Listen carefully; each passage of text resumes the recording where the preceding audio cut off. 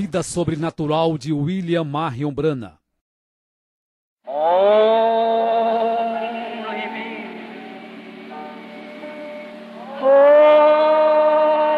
be, all things are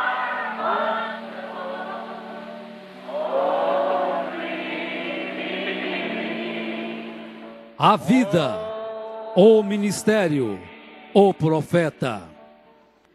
Esta é uma história que fala de um homem que, acima de tudo e de todos, decidiu seguir as pegadas sangrentas de Cristo, preferindo por um pouco de tempo padecer afrontas, do que, por um pouco de tempo, sentir o gozo do pecado. only be, all things are 1909. Ella Branham casou-se aos 14 anos com Charles Branham, de 18, ambos descendentes de irlandeses, em 1907, após se conhecerem em um rodeio. Desta união nasce o primeiro filho, chamado William Marion Branham, no dia 6 de abril de 1909, em uma cabana de madeira próxima a Burkesville, nas colinas de Kentucky, Estados Unidos da América. Os seus pais desde já o apelidaram de Billy.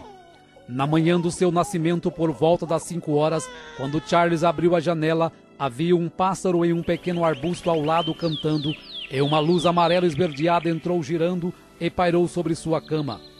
A sua avó e duas vizinhas que tinham feito o parto não souberam responder para sua mãe o que era aquilo.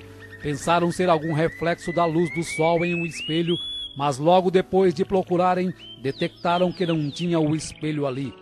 Pelo trabalho frequente de lenhador, Charles era obrigado a estar longe de sua esposa e filho durante a semana. Naquele outubro de 1909, um temporal o encurralou em um acampamento longe de casa. Ela, 4 meses grávida de seu segundo filho, preocupava-se enquanto seu suprimento ia se acabando. Vários dias após a tempestade passar, um senhor que era vizinho percebeu que já não estava mais saindo fumaça da cabana dos Branhams. Então resolveu ver o que havia acontecido. Ele bateu, mas não teve resposta. Quando ele tentou abrir a porta, percebeu que estava trancada por dentro. Com muito esforço, conseguiu forçar a abertura da porta. O que ele encontrou no interior o fez estremecer. Ela e seu bebê estavam amontoados na cama, quase mortos de frio e fome. Apressadamente o vizinho agarrou o machado e foi até a floresta. Voltando com suficiente lenha para aquecer a cabana, sem encontrar comida, foi até sua casa e retornou com o máximo de mantimentos que podia carregar. E isto foi o que os manteve vivos até a chegada de Charles. 1910. Em março de 1910, Charles e Ella Branham tiveram seu segundo filho, Edward Branham.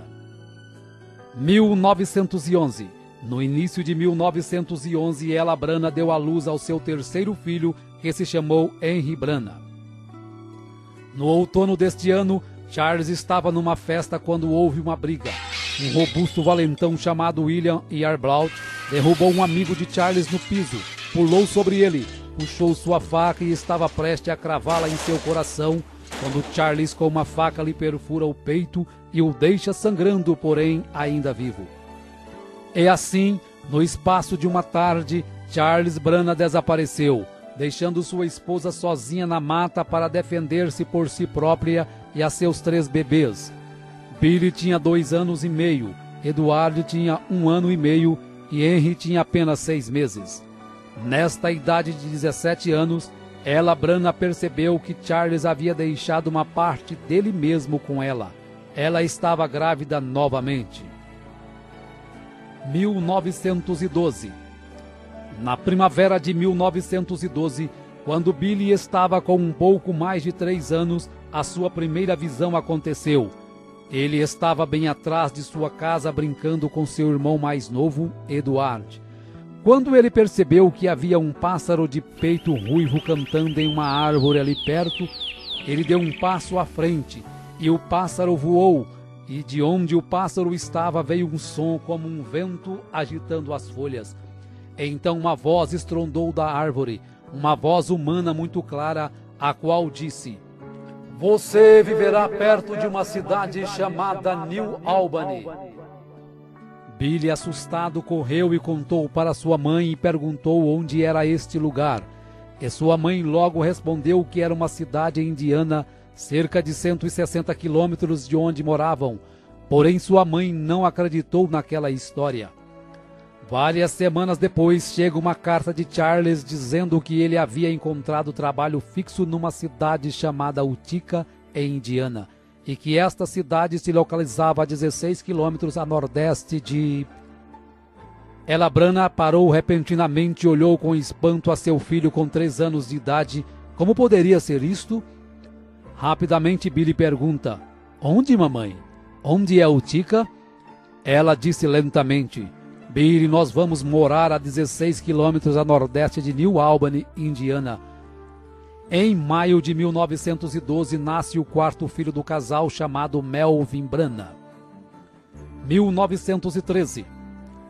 Na primavera de 1913, Charles consegue um emprego em Jeffersonville, Indiana, com um dono de destilaria.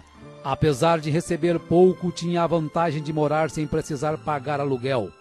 Sua cabana situava numa colina de frente para o rio Ohio e a aproximadamente 5 quilômetros de New Albany. 1914. Em maio de 1914, nasce o 5º filho do casal, chamado Edgar Lee Branagh. 1916. Em setembro de 1916, Billy, com 7 anos, e Eduardo, com 6, começaram a estudar na escola Utica Pike, que era uma típica escola rural de uma única sala. A senhora Temple seria a professora deles por muitos anos. O primeiro uniforme de Billy foi uma improvisação de um paletó que era de Charles, e ela Branagh o costurou e fez umas calças. Nesta época, Billy começou a perceber que sua família era pobre, pois todas as crianças se vestiam melhor e comiam sanduíches, doce ou bolo para a sobremesa, enquanto ele comia somente feijão e alguns dias não comia coisa alguma. Nesta época, apesar de gostar muito de pescar com seus colegas, Billy foi forçado a deixar a pesca e participar do plano de seu pai de fabricar uísque escondido, pois naquele estado não era permitido o consumo de bebida alcoólica. Charles então fabricava escondido e vendia para alguns vizinhos sedentos de bebida.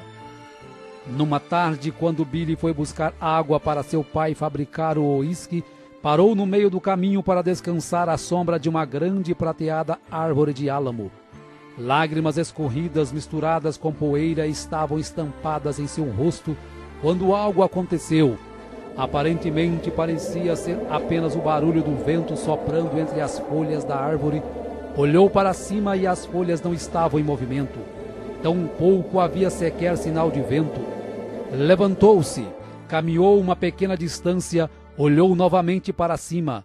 Então ouviu aquele ruído novamente e notou que bem no meio da árvore havia um redemoinho do tamanho de um barril agitando seus galhos. E o vento parecia estar soprando sobre as folhas de um lugar específico da árvore. E o barulho já estava bem mais forte. De repente, em meio deste redemoinho, uma voz estrondou da árvore, uma profunda e audível voz dizendo: Nunca fumes, nem bebas, nem de maneira alguma corrompa o seu corpo, porque tem uma obra para ti quando tiveres maior idade. Saiu correndo e contou para seus pais, e disse que nunca mais passaria por aquela árvore novamente, e ele nunca mais passou. 2 semanas mais tarde, Billy e Edward estavam brincando e subitamente ele sentiu algo estranho vir sobre ele. Então ele parou e sentou-se ao lado de uma árvore à margem do rio Ohio. Ele olhou para baixo em direção a Jeffersonville e viu uma ponte levantar-se da margem, peça por peça, em movimentos rápidos e atravessar o rio. Viu também que durante sua construção, parte da ponte caía, causando a morte de 16 homens, desaparecendo nas águas escuras. Novamente, quando ele conta a história para sua família, ninguém acredita, a não ser sua mãe, que começa a ligar os fatos desde o seu nascimento. 1917. 1917 foi um difícil ano para Billy na escola. Muito pobre, sem condições de uniforme digno, sem sapatos para usar. Um dia a professora ficou curiosa em saber por que Billy insistia em usar um casaco em um dia tão quente. Como ele não estava com camisa por baixo, disse que estava com frio. Então ela pediu que ele se sentasse próximo à lareira para aquecer, pois só podia estar doente. Gotas de suor formaram em sua fronte e escorriam por sua face, mas ele não contou o segredo para evitar risadinhas que já estavam sendo frequentes acerca de suas vestimentas. 1923. Em maio de 1923, nasce o 8º filho do casal Brana, chamado Howard Brana, que se junta a Charles Jr. de 4 anos, Jesse de 7, Edgar de 9, Melvin de 11, Henry de 12, Eduardo de 13 e Billy com 14. Nesta época, Billy fazia armadilhas para apanhar animais e ajudar a colocar comida em casa, pois para seu pai estava difícil sustentar 8 filhos, principalmente no inverno. Os Branas tinham uma má reputação nos arredores de Jeffersonville, por isso Billy frequentemente era evitado pelas pessoas. E ele sabia que era porque seu pai e seus tios eram uma turma desagradável de fumantes, mascadores de fumo, que jogavam, bebiam e fabricavam bebidas alcoólicas clandestinamente. Neste ano, Billy foi tentado a beber, sendo forçado por seu pai e um amigo. Quando Billy não aceita, seu pai o chama de marica. Billy, enfurecido, pegou a garrafa para colocar na boca, quando aquele redemoinho começou a soprar, o fazendo lembrar daquela grande voz. Então jogou a garrafa no chão e saiu correndo e chorando. Na primavera de 1923, Billy caminhava com uma garota para a escola. No caminho de volta para sua cabana, 5 garotos o ameaçaram por estar caminhando com aquela garota e bateram em Billy até quase o deixar inconsciente. Billy foi direto para casa, pegou um rifle Winchester calibre 22, carregou com 16 balas, e então foi para um ponto da estrada onde ele sabia que os garotos passariam. Dando passos detrás do arbusto, Billy barrou o caminho deles com seu rifle apontado e engatilhado. Ele disse calmamente: "Qual de vocês quer morrer primeiro?" Os 5 garotos ficaram pálidos e gritaram em terror. Billy disse: "Não choraminguem, porque todos vocês vão morrer um por um." Ele puxou o gatilho, a bala não disparou. Rapidamente Billy empurrou o ferrolho e forçou uma outra armação na câmara. E também falhou. Nesta hora, os 5 garotos já estavam gritando e correndo e pulando atrás de árvores. Billy, com toda a intenção de matá-los, manteve-se puxando o gatilho tão rápido quanto podia fazer a ação, mas cada bala falhou. Os 5 garotos tinham ido longe. Espalhadas no chão ao lado de Billy estavam 16 balas. Ele as pegou, as colocou de volta na arma. Então apontou seu rifle para uma árvore e começou a puxar o gatilho. Desta vez cada uma disparou. Billy permaneceu no meio da estrada fervendo com raiva enquanto lágrimas corriam em sua bochecha inchada. No verão daquele ano, quando terminaram as aulas, Billy foi embora para casa para nunca mais voltar à escola. Numa tarde de outono de 1923, Billy estava caminhando para casa com seu primo Jim Poole, com o qual havia caçado alguns pássaros. De repente, um rifle de Jimmy disparou acidentalmente, explodindo nas pernas de Billy a queima-roupa. Então Billy caiu prostrado, gritando de dor. Jimmy caiu de joelhos e sussurrou: "Eu sinto muito, Billy." Então ele deu uma boa olhada nas pernas de seu amigo. Jimmy palideceu e disse: "Billy, não se mova, eu irei buscar ajuda." "Não, não me deixe!" Billy gritou, porém Jimmy já estava correndo como um coelho. Quando Billy olhou para suas pernas, ele ficou horrorizado ao ver que elas estavam quase partidas ao meio. Ele baixou sua cabeça para trás e tremeu de medo. Então clamou: "Deus, tenha misericórdia de mim!" Rapidamente, Jimmy estava de volta com um vizinho, o qual levou Billy ao hospital memorial do município de Clark. Billy gritava em agonia enquanto as enfermeiras cortavam grandes pedaços de carne com tesouras e limpavam a abertura ferida o melhor que podiam. Se Billy perdesse muito sangue, poderia ser fatal. Após a cirurgia, Billy dormiu por 8 horas sob anestesia. Neste intervalo, algo aconteceu. como um sonho, porém mais vívido do que um sonho. E nesta consciência ele percebeu que estava caindo através de pequenas nuvens em uma eternidade escura, afundando, afundando. Então, debilmente, já muito fraco, ele ouviu ruídos e gemidos. Assim que caía, o som aumentava até que estivesse todo ao redor dele. Gemidos e gruídos. Agora faces apareciam na escuridão, faces de mulheres, faces horrorosas com gangrenas de cor esverdeadas ao redor de seus olhos e bocas torcidas, gemendo. Billy clamou: ó Deus, tenha misericórdia de mim, tenha misericórdia. Se tu somente me permitires voltar e viver, eu prometo a ti que serei um bom garoto. E num instante ele estava de volta no quarto do hospital. Após 7 meses, as pernas de Billy não haviam melhorado. Então, na primavera de 1924, novamente é operado para retirar restos e chumbos que haviam ficado em sua perna, e desta vez a cirurgia foi um sucesso. Foi neste ano, numa de suas saídas para a floresta, que Billy descobriu a caverna de Greens Mill, onde ele se encontraria com Deus no futuro. 1926. Em meados de 1926, Billy conhece uma garota e, pensando ser diferente das outras, marca um encontro e saem para dar uma volta de carro. Parou em uma lanchonete para comprar sanduíches e, quando ele volta, encontra a garota fumando, a qual ele pensava ser uma boa moça e alguém cuja companhia seria mais apta a desfrutar. Para ele isso foi um choque. Ela o convida a fumar, porém quando ele não aceita, ela o chama de marica. Por isso ele pega o cigarro para fumar e o redemoinho novamente o impede de praticar aquilo que Deus o havia ordenado para não fazer. Nesta mesma época, quando caminhava com seu primo Jimmy, uma cigana o chama e diz que há uma luz que o segue. E explica que aquela luz é porque ele havia nascido sob um sinal muito profundo para uma chamada divina. Tais experiências permitiam que Billy soubesse que sua vida diferia das dos outros rapazes de mais formas do que apenas pobreza. 1927. Em agosto de 1927, nasce o 9º filho do casal, chamado James Branagh. Como sempre, Billy encontrou sua maior paz vagando pela floresta com seu cachorro Fritz do que saindo com garotas ou amigos. Um dia o Sr. Short, um xerife assistente local, envenenou a comida de Fritz. Billy ficou furioso.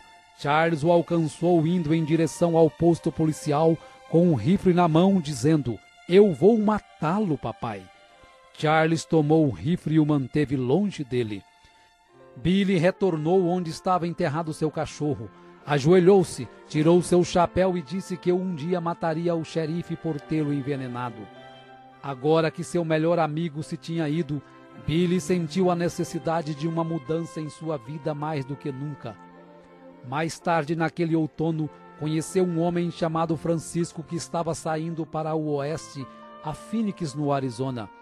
Quando o Sr. Francisco o convidou para ir com ele, Billy agarrou a oferta tão logo estivessem prontos para partir. Billy disse à sua mãe que ele iria acampar por 1 ou 2 semanas. Daquela maneira ele poderia deixar a cidade sem que ela tentasse falar com ele para impedi-lo. Quando ele chegasse no Arizona, lhe escreveria uma carta e explicaria. Em setembro de 1927, com 19 anos, foi para o oeste, em Phoenix, no Arizona, para trabalhar em um rancho onde permaneceu por 1 ano e meio. 1929. No fundo de seu coração ele sentia que estava fugindo de Deus, pois estava sempre sentindo a sensação como se alguém caminhasse ao seu lado, tratando de dizer-lhe algo, especialmente quando estava a sós. Um dia recebeu uma carta de sua mãe avisando que seu irmão Eduardo estava muito doente, porém Billy não levou isto muito a sério. Após alguns dias, Billy recebe o telegrama que seu irmão Eduardo havia morrido na noite anterior. A notícia o atordoou, então olhou através do amarelo e queimado sol da pradaria, e lágrimas corriam pelo seu rosto. Ele lembrou em quão difícil a vida tinha sido para os 2 garotos, indo à escola sem roupas suficientes para vestir, sem livros escolares, papéis ou canetas, e às vezes sem comida para comer. Oh, se ele pudesse somente voltar e viver isto novamente! Porém, Eduardo tinha se ido. Billy desejou saber se Eduardo estava pronto para encontrar-se com Deus. Então o pensamento o afetou. E quanto a ele mesmo? Estava ele pronto para encontrar-se com Deus? Billy voltou a Jeffersonville para o funeral. No encerramento de seu sermão, o reverendo McKinney pergunta se tem alguém que quer aceitar a Cristo naquela hora. Billy firmou-se em seu assento para não se levantar. Algo estranho estava puxando seu coração. O que quer que isto fosse, estava fazendo ele miserável. Após o funeral, Billy permaneceu em Indiana. Logo ele conseguiu um trabalho em uma companhia de serviço público de Indiana. Em novembro de 1929, Ella Branham deu à luz ao seu 10º e último filho, que finalmente foi uma menina e se chamou Dolores Branham. Nesta época, Billy recebeu uma proposta extra de emprego, desta vez de ser guarda florestal do estado de Indiana. Agarrando a proposta de imediato, pois ele ajudava no sustento da família Branham com 11 pessoas em casa. Um dia, ao ser escalado para patrulhar o Parque Estadual de Henryville, dentro do ônibus, uma mulher astróloga diz quem ele era, o dia em que ele havia nascido, e que havia nascido sob um sinal como um dom para a humanidade. Termina dizendo que ele havia nascido para o Oeste. 1930. Após algum tempo, Billy sofre um acidente de moto em frente a um campo de treino de pugilistas. Então os homens o convidam para entrar e assistir a algumas lutas enquanto se recupera. A partir de então começa a tomar gosto pelo boxe e inicia os treinamentos com George Smith, que era então conhecido por 6 segundos, por derrotar um adversário no ringue em 6 segundos. Billy prosperou no ringue e, lutando como amador, nunca havia perdido uma luta. Depois de um ano de competições, ele se tornou um profissional e campeão de vários torneios. Até então ele pensava que era imbatível, até que lutou contra Bill Pritchard.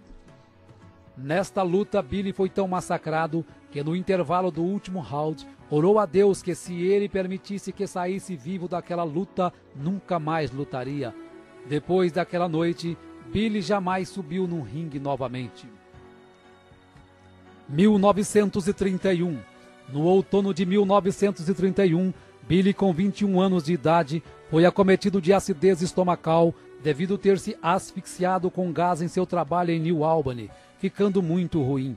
Seu estômago rejeitava quase tudo o que tentava comer. Então, após passar por especialistas em Louisville, Kentucky, os médicos disseram que era apendicite e que ele tinha que ser operado. Muito embora ele nunca tivesse sentido nenhum sintoma dessa enfermidade, permitiu que fizessem a cirurgia. Nervoso e assustado, ele queria alguém perto dele durante a operação que soubesse orar, sentia estar chegando ao fim de sua carreira. Embora não tivesse jamais bebido, fumado ou se corrompido de alguma forma, tinha a consciência de que não estava pronto para se encontrar com Deus. Após a cirurgia, deitado e completamente consciente, Billy sentiu seu pulso se tornar mais fraco a cada minuto. Foi quando o quarto do hospital começou a escurecer como se fosse um grande bosque. Ele podia ver o vento soprando entre as folhas. Ele começou a ter a sua terceira visão. As folhas que ele escutava eram as mesmas que sopravam naquela árvore de álamo naquele dia.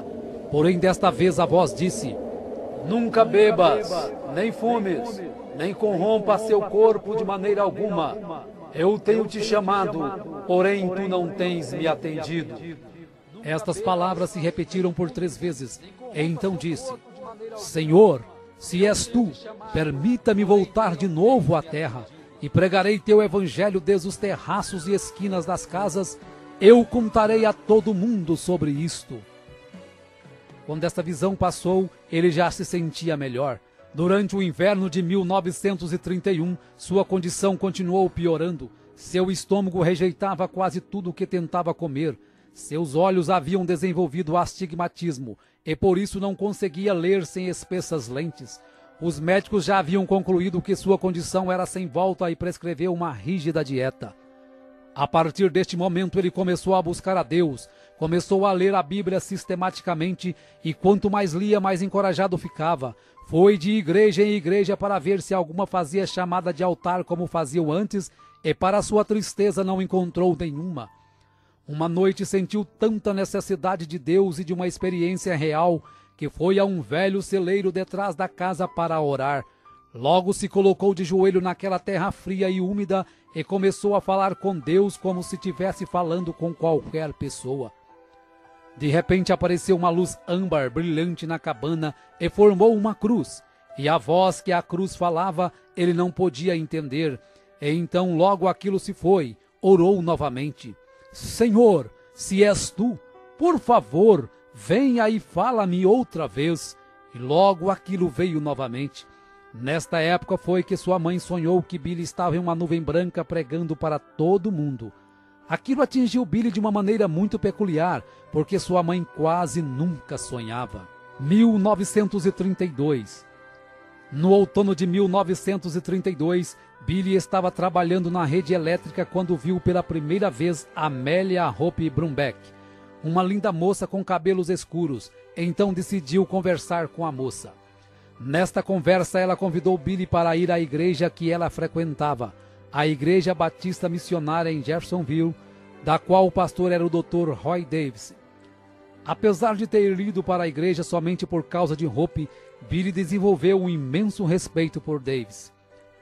Passado algum tempo convicto nas Escrituras, Billy pediu que Davis o batizasse da mesma maneira que os apóstolos batizaram no livro de Atos. Embora contra a doutrina da Igreja Batista, o Dr. Davis batizou Billy no nome do Senhor Jesus Cristo. Meses haviam passado e a saúde de Billy só piorava.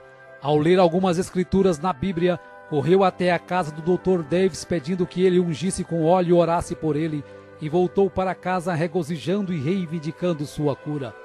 Naquela noite jantou feijão, cebolas e pão de milho. Sua mãe ficou esperando que ele morresse, pois o médico havia pedido para ele não comer nada sólido. Aquela comida descia para o estômago e voltava várias vezes, mas ele voltava a engolir, e assim foram por vários dias, lutando para comer, e os sintomas continuavam. Pouco a pouco, nos próximos meses, sua condição foi melhorando, até que eventualmente ele podia comer qualquer coisa que quisesse. Seu astigmatismo também melhorou, até o ponto de não precisar mais usar óculos. Ele vibrou de alegria e sua confiança na promessa de Deus aumentou. Próximo ao Natal de 1932, William Branham, com 23 anos de idade, é ordenado como um ministro do Evangelho de Jesus Cristo pelo Dr. Roy Davis. Logo depois de seu chamado ao ministério, começou a trabalhar em New Albany no setor público de saneamento. Um dia, quando estava numa casa vazia, ajoelhou e teve a visão de um senhor de cor chamado Sr. Merrill, de 65 anos, deitado numa cama de hospital, todo quebrado por ter sido atropelado. Ao contar a visão para um amigo, este o conduziu ao hospital, que estava um homem semelhante ao que Billy retratou. Chegando lá, Billy se apresentou e orou pelo homem, e de repente, milagrosamente, contra a vontade das enfermeiras e dos parentes, o Sr. Merrill se levanta e sai andando do hospital no mesmo instante, exatamente como a visão havia lhe mostrado. Numa outra visão, Billy viu uma mulher que há 17 anos não podia andar. Então Deus o encaminhou até a casa desta mulher, e quando Billy orou por ela, no mesmo momento ela se levantou de sua cama e andou. Billy foi para casa entusiasmado e contente sobre estas maravilhosas visões que estavam sendo precedidas de tais milagres. 1933. Durante 24 anos, Billy havia vagado sem objetivo algum através de sua própria solidão espiritual. Agora, pela primeira vez na sua vida, estava comendo alimento verdadeiro carregado de nutrição espiritual. No início de 1933, pregou seu primeiro sermão na Igreja Batista. Nesta época, Billy batizou sua mãe com 39 anos em nome do Senhor Jesus Cristo. Uma noite após toda a sua família estar dormindo, Billy saiu para orar e teve a visão de um homem celestial com vestes brancas. Ao contar a visão ao Dr. Davis e ao reverendo McKinney, eles aconselharam que Billy se afastasse disso, pois era obra do inimigo. Porém, Billy continuava tendo as visões e havia tomado com seriedade o novo ministério, pregava em todos os lugares que passava. Uma das primeiras pessoas que guiou a Cristo foi o Sr. Short, o oficial que tinha envenenado Alfred, seu cachorro de caçada. Billy pregou na Igreja Batista por apenas 3 meses, até que um desacordo por não concordar com o Dr. Davis em ordenar mulheres para o púlpito, o forçou a se desligar da Igreja Batista. Tão logo alugou um salão maçônico para as reuniões, as pessoas começaram a se converter e já o consideravam como seu pastor. Em junho de 1933, alugou uma tenda de circo para uma campanha de avivamento em Jeffersonville. No domingo antes de começar a campanha, Billy recebe as 7 visões do que aconteceria com o mundo nos próximos anos.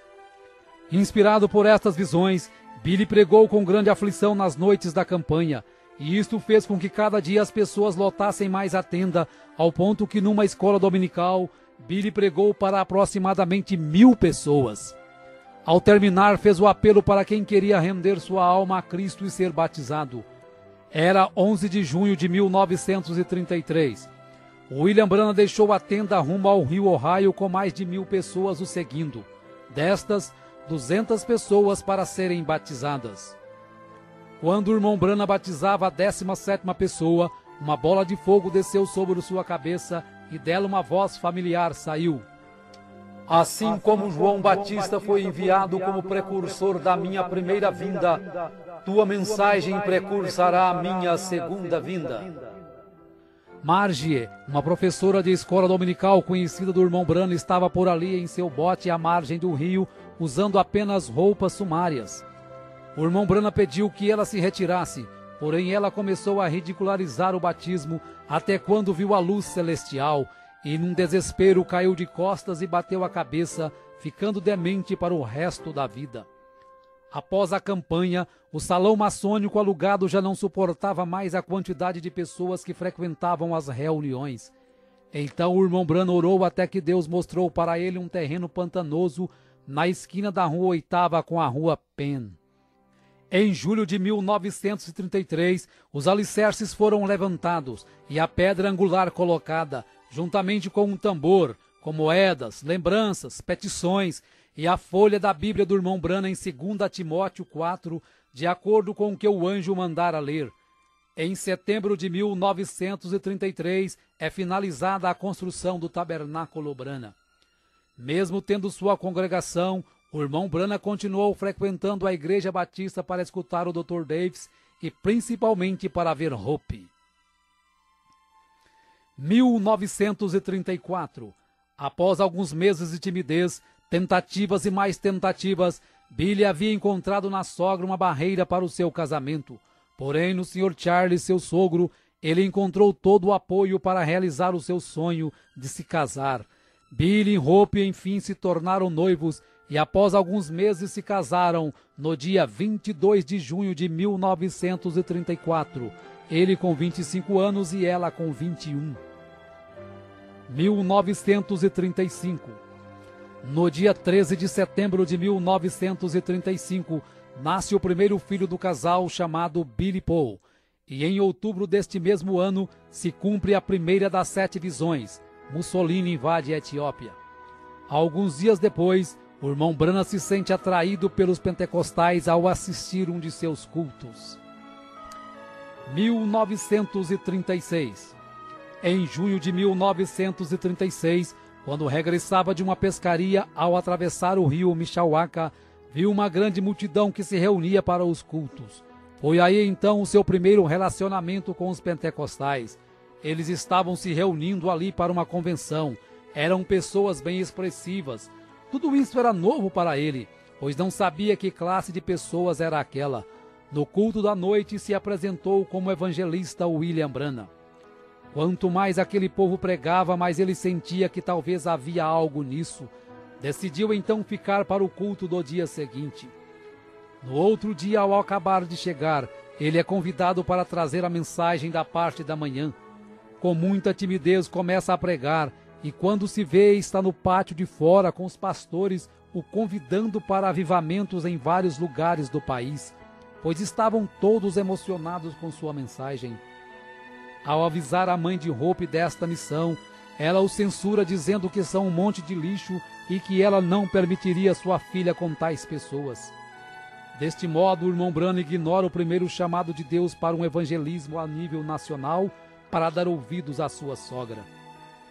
Em 27 de outubro de 1936, nasce Sharon Rose, a segunda filha do irmão Branham com Hope.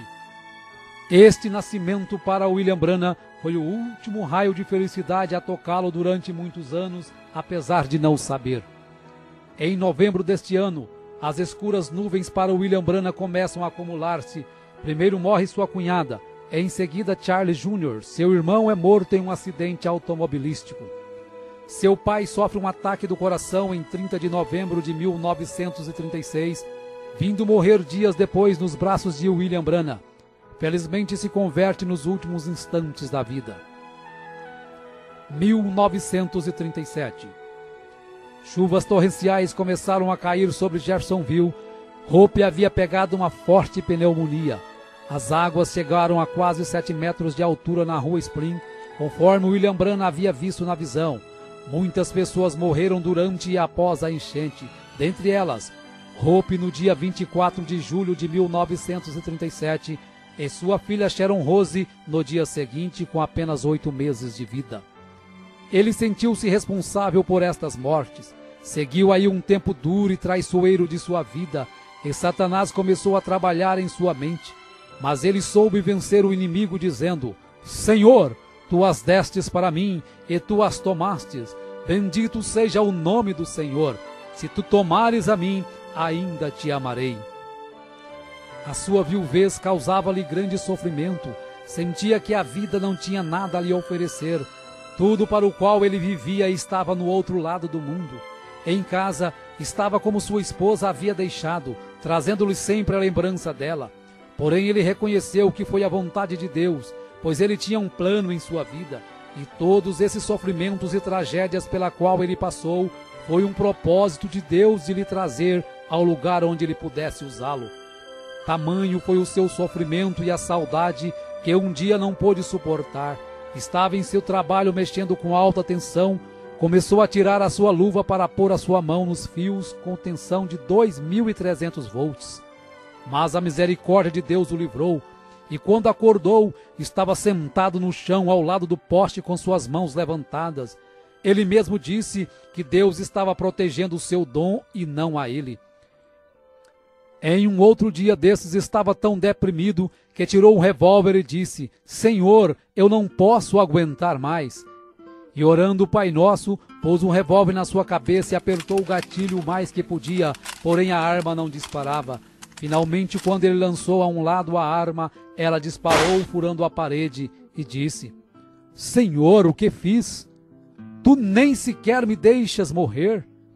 Ajoelhou-se e disse: Senhor, se tu não me ajudares, não sei o que farei. Estás me partindo em pedaços. De repente caiu num profundo sono onde teve a visão da sexta dimensão, onde ele viu sua pequena Sharon, já uma bela jovem com mais ou menos 18 anos, e sua esposa Hope em seu palácio. E quando ele se aproximou, ela lhe mostrou a cadeira que ele não pôde pagar e os credores haviam lhe tirado lá na terra. Então ela disse que esta estava paga. A visão terminou quando Hope o pediu para não se preocupar, pois ela e Sharon estavam melhores do que ele. O rio Ohio efetivamente tinha medido aproximadamente 7 metros por cima da rua Spring durante a inundação de 1937. Exatamente como o anjo lhe tinha mostrado que seria, o tabernáculo Branham, o qual não estava longe, também tinha recebido um batismo. Quando as águas baixaram, todos os móveis do tabernáculo estavam virados para cima, a não ser o púlpito, que se posicionou de volta no lugar exato em que estava, na posição vertical e voltado para a congregação. A noite anterior à inundação, Billy tinha deixado sua Bíblia aberta na parte superior do púlpito. Quando ele finalmente conseguiu retornar para inspecionar o dano, descobriu que sua Bíblia estava exatamente onde a tinha deixado, ainda aberta na mesma página. Billy tomou isto como um sinal de Deus. Embora as circunstâncias externas de sua vida estavam em desordem, a palavra de Deus que ele pregava permanecia sempre fiel e estável. 1939. Em 1º de setembro de 1939, se cumpre a segunda das 7 visões que William Branham havia recebido em 1933. Adolf Hitler invade a Polônia e a partir dali viria o Holocausto dos Judeus. 1940. Um ano de muitas visões e milagres. Enfatizamos apenas o caso de George Carter, uma moça de 23 anos com tuberculose que foi curada pelo irmão Branham, sendo vista antecipadamente através de uma visão. Viveu com saúde até 1954, quando diagnosticou câncer no seio. Novamente o irmão Branham ora e ela é curada, recebendo mais 44 anos de vida, morrendo em 1998 com 84 anos de idade. 1941. Durante os 5 anos após a morte de Hope, Meda Bloy cuidara de Billy Paul para William Branham.